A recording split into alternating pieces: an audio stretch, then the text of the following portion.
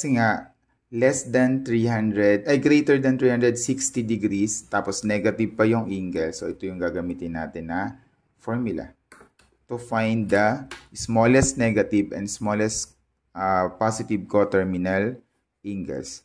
So, SP is equal to theta,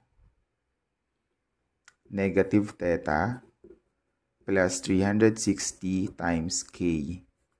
So, that will be negative 1,200 plus 360 times what value of K are we going to put? So, kung 5, or let's say 4, 360 times 4 is equal to 1,440. Lampas, di ba? Kung 3 naman, that is 1,080. So, 1,080, ang kailangan nating makuha, since smallest positive yung kinocompute natin, dapat ang maging outcome ay positive angle. So, para maging positive ito, yung maging outcome natin, since negative 1,200 to, kailangan mas malaki sa 1,200 yung kukunin natin. So, kung 3, kulang. 1,080 lang.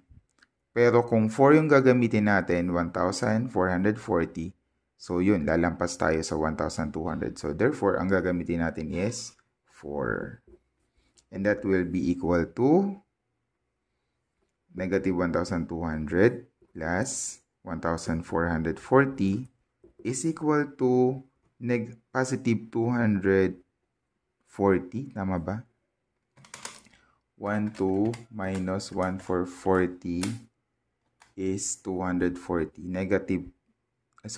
Positive 240 degrees. Yan. So, this is our smallest positive.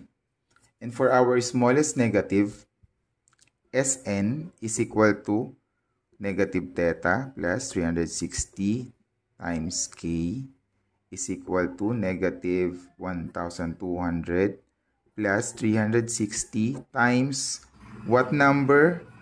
Para ang maging resulta is negative. So, ibig sabihin, para maging negative to, yung maging outcome natin, dapat mas mababa kesa sa 1,200. So, this one is 1,200.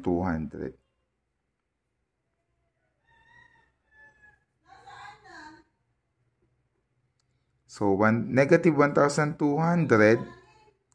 plus 1,080